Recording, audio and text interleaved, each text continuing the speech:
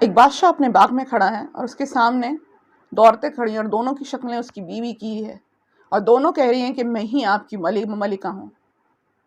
बादशाह की समझ में नहीं आ रहा है कि आखिर मेरी असली मलिका कौन है। क्या होगा? क्या बादशाह पता लगा पाएगा कि उसकी असली मलिका कौन है? और उन दोनों में से जो नकली मलिका है वो आखिर कौन है? और आखिर उसका मकसद क्या है? और अगर वो नकली मलिका कामयाब हो गई तो क्या होगा अपने मकसद में? ये जानने के लिए तो आपको इस कहानी को पूरा सुनना होगा, जिसका नाम है जादूगरनी नरगिस और बादशाह हामिद। कहानी शुरू करने से पहले मेरा इंट्रोडक्शन। मैं हूं आपकी होस्ट हफ्सा और आप देख रहे हैं Hindi fantasy stories bye Hafsa YouTube channel. तो आइए शुरू करते हैं ये कहानी, जिसका नाम है जादूगरनी नरगिस और बादशाह हामिद। इसका पहला पार्ट मैं अपने चैनल पे डाल चुकी हूँ। उसकी लिंक आप उस वीडियो की लिंक वीडियो के नीचे डिस्क्रिप्शन में आपको मिल जाएगी। आप उसे भी ज़रूर देख लेना, वरना कहानी आपको बराबर समझ में नहीं आएगी। तो आइए शुरू करते हैं ये कहानी। बादशाह हामिद बीमार पड़ा है बिस्तर पर और सो रहा है और उसकी मलिका वहाँ पर खड़ी है। तभी एक जादूगरनी नरगिस वहाँ पे आती है और मलिका से कहती है कि मैंने तेरे शौहर पे जादू कर दी हूँ और इसी तरह से वो बीमार रह के मर जाएगा अगर मैंने जादू नहीं हटाई अपना तो, और मेरे जादू का इलाज किसी के पास नहीं है। तू अपने शौहर को छोड़ दे, क्योंकि मुझे तेरे शौहर से निकाह करना है, वरना तेरा शौहर मर जाएगा। अब तू क्या करेगी? तू क्या चुनेगी, अपने शौहर की ज़िंदगी या अपने शौहर का साथ? मलिका कायनात बहुत परेशान हो जाती है। उसी कुछ समझ में नहीं आता कि वो आखिर करे तो क्या करे।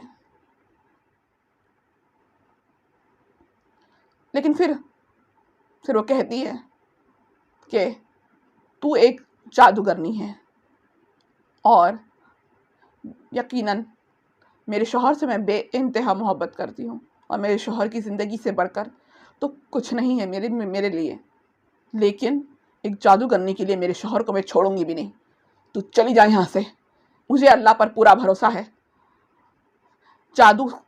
तेरे जादू को भले कोई दवा असर नहीं कर सकती, कोई दवा उसका इलाज ना हो, मगर अल्लाह की ताकत से बढ़कर कुछ नहीं होता। तेरा जादू अल्लाह की ताकत के आगे कुछ भी नहीं है।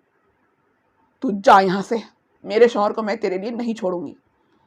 तो जादूगरनी नरगिस कहती है ठीक है, तो फिर अपने शौहर को तू मरता हुआ देख। अब मलिका कायनात अल्लाह के सामने बैठ के दुआ करती है, जार कतार रो कर अल्लाह से दुआ मांगती है कि अल्लाह मेरे शौहर को शफा दे दो, ये जादू को हटा दो। तभी अचानक बादशाह की आँख खुलती है। वो मलिका को आवाज़ देते हैं, मलिका आप रोइए मत। और मलिका कायनात जब जाके बादशाह का हाथ पकड़ती है तो अचानक बादशाह को कुछ ताकत आने लगती है और बादशाह उठ के बैठ जाते हैं। वो कहते हैं मलिका मुझे अच्छा महसूस हो रहा है। फिर मलिका जब दोनों हाथों से अब बादशाह का हाथ पकड़ती है तो बादशाह को और अच्छा महसूस होता है। और जब अपने मोहब्बत भरे हाथ से मलिका बादशाह के सर पर से हाथ फेरती है तो बादशाह का बुखार भी कम होने लगता है और बादशाह धीरे धीरे ठीक होने लगता है और उठ के बैठ जाता है और उसका बुखार बिल्कुल ठीक हो जाता है। तभी शाही हकीम को बुलाया जाता है। हकीम साहब बादशाह को देख के कहते हैं कि बादशाह अब बिल्कुल ठीक है। शाही हकीम कहते हैं मलिका यह आपकी सच्ची मोहब्बत का असर है। आज तक मैंने सुना था कि सच्ची मोहब्बत जादू का तोड़ है, आज अपनी आंखों से देख भी लिया। आपकी सच्ची मोहब्बत की वजह से उस जादूगरनी का किया हुआ जादू टूट गया।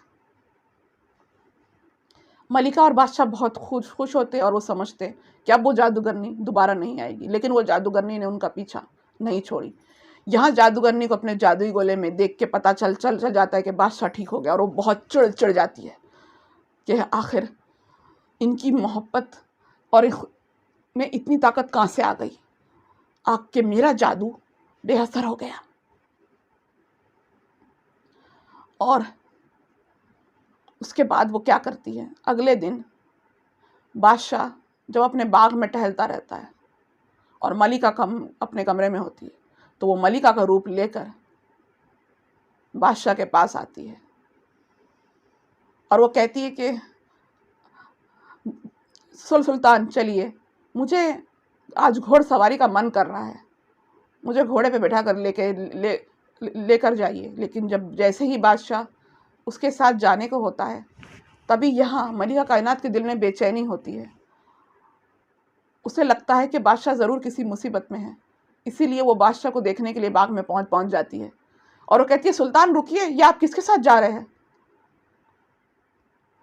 बादशाह परेशान हो जाता है ये देखकर कि यहाँ दोनों औरतों की शक्लें उसकी बीवी की ही है। बादशाह और वो दोनों कह रही हैं, वो जादूगरनी भी कहती है कि मैं ही आपकी बीवी हूँ, और यहाँ मलिका कायनात भी कहती है कि मैं ही आपकी बीवी हूँ। थोड़ी देर सोचने के बाद बादशाह कहता है, अब इसका फैसला अभी हो जाएगा। वो कहता है कि आप में से जो मेरी बीवी है, वो मेरी खातिर अपना हाथ इस चाकू से काटे। और मलिका कायनात फौरन वो चाकू को ले लेती है और अपना हाथ काटने ही जाती है। तभी बादशाह उसका हाथ पकड़ लेता है और कहता है, देखा जादूगरनी नरगिस, ये होती है सच्ची मोहब्बत। मलिका अपना हाथ काट के अपना खून बहाने को भी तैयार थी, क्योंकि वो मुझसे सच्ची मोहब्बत करती है मेरी खातिर, और तुम तो आगे भी नहीं बढ़ी, और तुम मोहब्बत का दावा करती हो, तुम तो ये भी नहीं जानती कि मोहब्बत होती क्या है। ये सिर्फ तुम्हारा एक जुनून है जो तुम मुझे हासिल करना चाहती हो, चली जाओ यहाँ से। जादूगरनी नरगिस चिढ़ के वहां से चली जाती है। अब जादूगरनी नरगिस मलिका की एक सहेली जुबैदा का रूप लेती है और मलिका से मिलने आती है।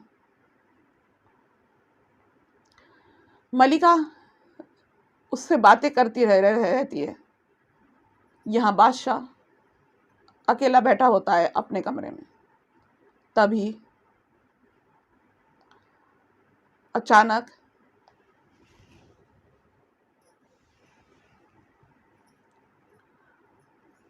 वो जो जादूगरनी नरगिस मलिका की सहेली बन के आई है, वो कहती है कि हमने तो बहुत बातें कर ली, अब चलो मेरे बहन भाई से तो मिला दो, बादशाह हामिद से मुझे मिलाओ। मलिका उसे अपनी सहेली समझकर बादशाह से मिलाने लेकर आती है, जो बादशाह एक अपने कमरे में अकेला बैठा होता है। तो वहाँ और फिर वो बातें करती रहती है। बातें करते करते वो कहती है मलिका से, जादूगरनी नरगिस, कि आपका ये गले का हार मुझे बहुत अच्छा लगा, क्या आपके पास ऐसा एक और हार है? अगर हो तो मुझे दे देना। वो कहती है, मलिका कहती है, हाँ है ना। तो कहती है, ला कर दो ना।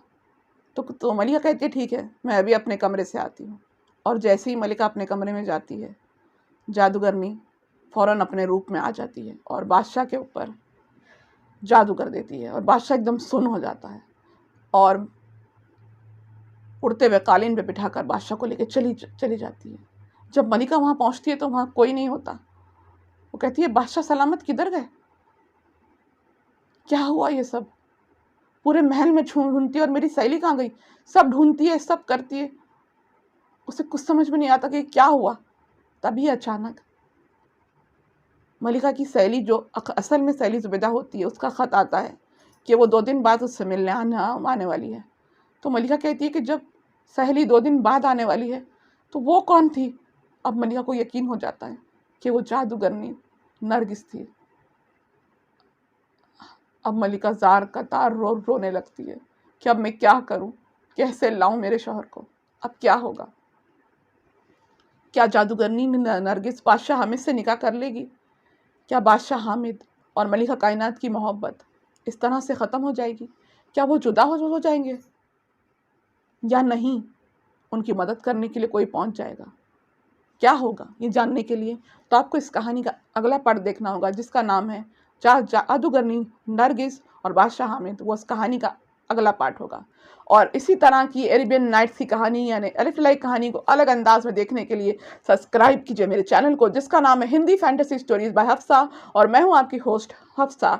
और मेरे 2 और स्टोरीज के चैनल है, एक का नाम है Hindi horror stories bye Hafsa और एक का नाम है Hindi crime stories bye Hafsa. Horror stories पर तो मैं डरावनी कहानियां डालती हूँ, और जो क्राइम स्टोरीज हैं वो थोड़ी सी हटकर होती हैं।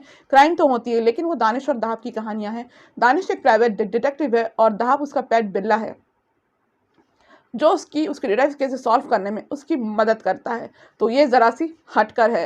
तो उन दोनों चैनल्स की लिंक आपको वीडियो के नीचे डिस्क्रिप्शन में मिल जाएगी। आप जाएं, उन कहानी वीडियोस को और उन स्टोरीज को भी देखें और एंटरटेन हो।